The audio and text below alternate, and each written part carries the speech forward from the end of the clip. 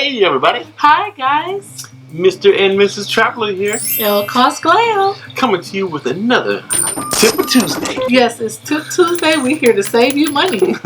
Yes indeed. So today we're coming to you with a pretty popular topic that I get calls on all the time. We get questions about, emails, everything. Yes. And that is solo cruising like a boss.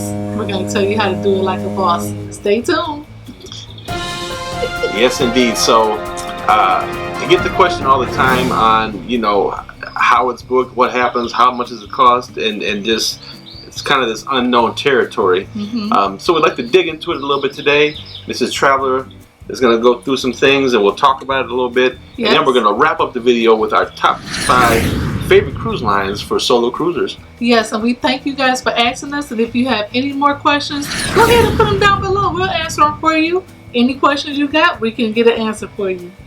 If you haven't subscribed, make sure you click that subscribe button, hit that notification button, and even follow us on our social media handles. We'll go ahead and be friends with you. Let's get to it. Let's get started. Alright, so solo cruising, Miss Travel, let's talk about it. What you think? What you find out? Yes, what I found out, I did a little research and I found out that solo cruising is its own class on a cruise ship. I was really surprised to find that out. And it's becoming increasingly popular on cruises where they're setting aside special rooms just for single cruisers. So that was one thing that I found out. It's becoming popular. So let's get into it. Yes, indeed. Yeah, it just there's single folks that are single out there. Sometimes there's widowers, and things like that. Sometimes people just want to get away by themselves. Yes. You never know. But it is possible, and it is budget friendly if you know what you're looking for. I have some notes that I'm going to go over that I did a little research on, so we're going to reiterate those, and hopefully we can give you the best information about single cruising, because I found out that it's really fun. First thing you want to do is, if you're a solo cruiser, you want to book early because the rooms go fast. They tend to sell out really quick. Yeah, that's a fact. I know I've had people look for them, and they're one of the first things to go, especially if it's a newer ship. Yep, definitely.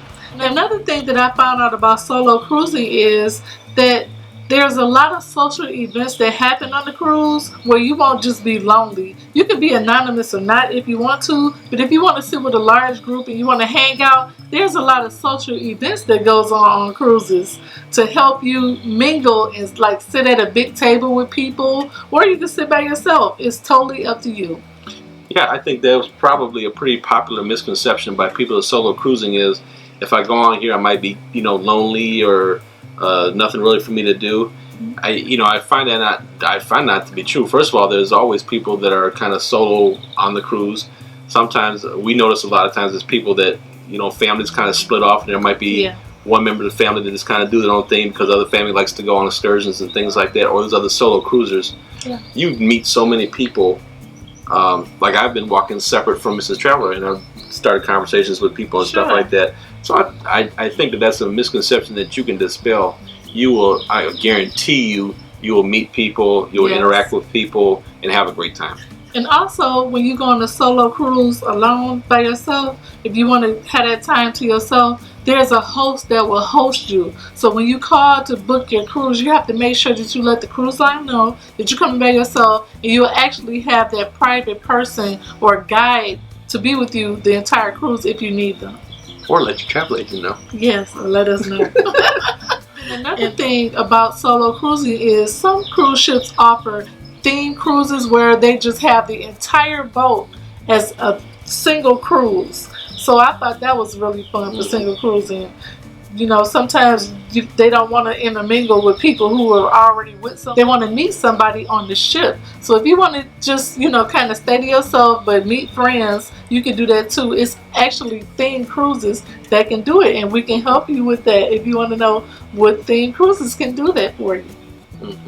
Yep. River cruises offer a lot of single cruises. The ship is actually a lot smaller, so it's easy to intermingle and meet people. So if you're single and you don't want the big crowd of the big giant ships, you can always do like a Viking or something that's smaller that help you intermingle with people so you can meet them. Yeah, those Viking river cruises and those smaller ships like that, you really become you get more of a sense of community on those ships, because you might only be on there with 100 people or something, and if you're on there for a week or 2 weeks or whatever, you really become close knit. Yeah, you get to know them. Even as a single, somebody's single, how many times have we been on there where we've met somebody who's single and sat down and started talking to us? So many times. Out of almost 33 cruises, a lot. Yeah, so we've been on a lot of cruises. We met a lot of single people that were. Yeah, it's definitely doable, and that's a much more intimate setting. So what I needed to find out was about rates. I was wondering about the minimal compared to the double occupancy, the rates, and as far as how many rooms compared to what, that's what I really was interested in. Or one person versus two, I know it's a difference with that, but I was wondering that. How much is the difference in the rates? Yeah, so that kind of plays into our top 5 when we get into them, how they charge. But let's just say something like what was typical on a typical cruise, and let's say you were booking a Carnival cruise on the Vista, okay, and let's say you had a balcony cabin, and there was 2 people in that balcony cabin, and let's say their total cruise fare was $2,250 for both people in the cabin. Okay. If a single cruiser decided that they wanted to get the exact same cabin, so they got the cabin next door to them, that same cabin would end up costing that single cruiser, let's say, maybe like $2,050. Ooh, why so much? So it's a little bit less than double occupancy. And so that's what happens a lot of times, unless you know what you're looking for in the single cruising, you end up paying 200% double occupancy rate for that. So what you're doing is you're paying cruise fare for 2 people, but you only pay tax and port fees for 1 person. Okay. So that's why it's a little bit less than a cabin for 2 people. All right. So as we go through our top 5, that's kind of some of the reasons that we chose them based on how they do that, because not all cruise lines do that. You actually have some that will charge you a single rate. You have some that will charge you maybe 125% over the single rate. So if a single rate was $500, then your cruise rate might be $750. Okay, that makes sense. So instead of $1,000, so it's a little bit of an uptick on there, because they have to make up for the money that there would normally be a second person in that cabin, so they would lose that revenue not having that second person on there. But there are some cruise lines that just really specialize well in single cruisers and have just a single cruise rate. That's awesome. So let's get into the top cruises that you should go to for solo cruising if you're interested. And also comment below and let us know if you want to do a group single cruise with us. We want to take care of our single subscribers, so we really want to get in touch with you guys. And comment below and let us know if you'll be interested in a group cruise for singles only. So at number 5, they do solo cruising well, but I had to put them number 5 because they're mostly over in Europe. That would be Costa Cruise Lines. Costa Cruise Lines. Is that a big ship, small ship? Yeah, good sized ships are actually owned by Carnival. So it's they are comparable in size to that, but they have quite a bit of solo cabins. On like half of their fleet has solo cabins, and really nice ships and everything. And they do have specials where they do charge less than double occupancy rates. That's great. Not all the time, but by them having so many ships with solo cabins, they have that flexibility, and it probably is based on the season. So like on the high season when the ship is really packed, you may be at double occupancy.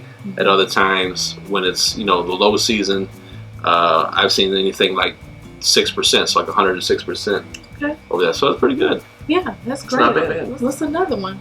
So number 4, and this goes to what you were speaking on earlier about smaller cruisers. Okay. Would be the Silverseas. The Silverseas. I never heard of them. They're very fancy. Oh, that's why. Yes. Okay. I would love to cruise them. They're very fancy, intimate ships. They were really top of the line. It's luxury. I mean, if you really want to treat yourself, and you got that special occasion, you're by yourself, whatever, and you just want to do something very special for yourself. Yes. I would highly recommend Silverseas. Okay. The reason they're number 4 because they are a little bit pricier. than the other places. But I think if you consider that you had to pay double occupancy, say like on a Carnival, I don't think that the Silverseas is that much more of a stretch over like that double occupancy rate on Carnival. Yep. Silverseas, they typically have like 125%. Wow. Or the double occupancy rate. So again, if one person was 500 for a double occupancy, so 500 and 500, that single cruiser would be like 750. Okay. And they'd be in the cabin by themselves. They have like champagne welcome receptions for the solos. Awesome. They have a lot of programs and things designed around solo cruisers, so they do it very well. That's great. And again, they offer a lot of times they offer great supplements on the single cruisers, so you don't have to pay as much. That's a good thing. So, Silverseas. Okay. Good job, great. Silverseas. Good job, Silverseas. We have to check them out. The next one? Number 3. Number 3. Royal Caribbean. Yes. Royal Caribbean offers solo cruises as well. Yeah, so on their new, like their Quantum, their Solstice, and the Anthem, those newer ships, they actually have solo cabins, and what's really cool about them is they're all inside cabins, but they have those virtual window balconies, whatever you want to call it. That's great. So you can get a live, real-time view of the outside in there, so it doesn't feel so kind of like claustrophobic. That is awesome. So we love Royal Caribbean, love the way that their ships are decorated. Yeah. And especially those new ships are outstanding, beautiful ships. They are from the ceiling to the floor, beautiful. Those ships they have plenty of specialty activities for the solo cruisers. Geared directly for them. Yes. Okay, that's another good thing. Yep. So bravo, Royal Caribbean. You're number 3. Okay, number 3, Royal Caribbean. I can't wait to see the next one. All right, number 2. I think this is very cool. Holland America. Holland America, really? Holland America. Wow. Holland America does the single cruising really nice. They have something called the Single Partners Program. The Singles Partner Program, what's that? So you call up, make your booking, or call your travel agent, have them make the booking, and let them know that you're a single cruiser willing to share a cabin with somebody of the same sex. Wow, so they match you up? Yes. And they make sure that both parties are non-smokers. That's great. I like that. Yep. And so you get your half of the fare, they get their half of the fare. What's cool about it is that if the other party has to cancel for any reason, doesn't matter what it is, and they don't feel anybody else in that cabin, you get to have that cabin by yourself for that same single price. That is great. So if we going together and we single, don't know you, and I don't know you, and I guess I'm a woman. Yeah, and then I back out and I say, oh no, I can't go. I got an emergency or something came up. I get that cruise for my single price. So let's say your fare was $500, mine was $500, the cabin was $1,000 total. I would only have to pay $500 to go on that cruise. That is so awesome. We gotta think about Holland. Yes, they have a mature crowd, but they do a lot of good programs. What else I like about them is one of their newer ships, the Koningsdam, if I'm pronouncing that correctly, actually has solo cabins that are ocean view. Really? Yeah, so that's very nice. They're really getting to where they're getting in touch with what we need, what's trending. Yeah, because a lot of the cruise lines, the solo cabins tend to be interiors. All of them, basically. But they actually have cabins that are ocean view, which I think is awesome. I think that's awesome too. Which ship is that? The Koningsdam. They also do a really good job allowing you to request singles dining, so you can dine with other singles people. So I think that's pretty awesome too. That is good. Or you can either be by yourself if you want to, but for the most part, single cruisers want to meet people. So it's great that you can sit at a table of 10, or you can sit by yourself if you like. I think that's awesome. And typically the rates on there are 150% of the double occupancy, up to the full double occupancy price. But they do offer discounts at times of as low as 150%. That's great. I think that's a good thing. And these programs they're gonna do nothing but increase the amount of solo cruisers on ships. So I think this is gonna be something this turn of the century. Yeah. Bravo, Holland. Bravo, Holland. Next one. And now, number 1. Number 1 solo cruiser. Norwegian Cruise Lines. Yes, Norwegian. Yes. My favorite line. Nobody does solo cruising like Norwegian. I think they were the first ones to come out with it. I don't know if they're the first ones that come out with it, but they're the first ones that came out with the singles studio complex. Yeah. So like starting the whole program. Yeah. Okay. So it was geared towards singles, right? So like they started on the Epic, and they have the studios that are in this area that the general public can't even get in there. Wow. Okay. You have to have a pass card to get in? Right, your key card lets you in there, and it's their Very own nice. special lounge. Ooh, I like that. And the rooms are all in there. That way you can kind of meet and greet your single guests that are in there, even prior to leaving, going exploring the ship. So it's kind of cool. What's awesome about it is that it's just a single price.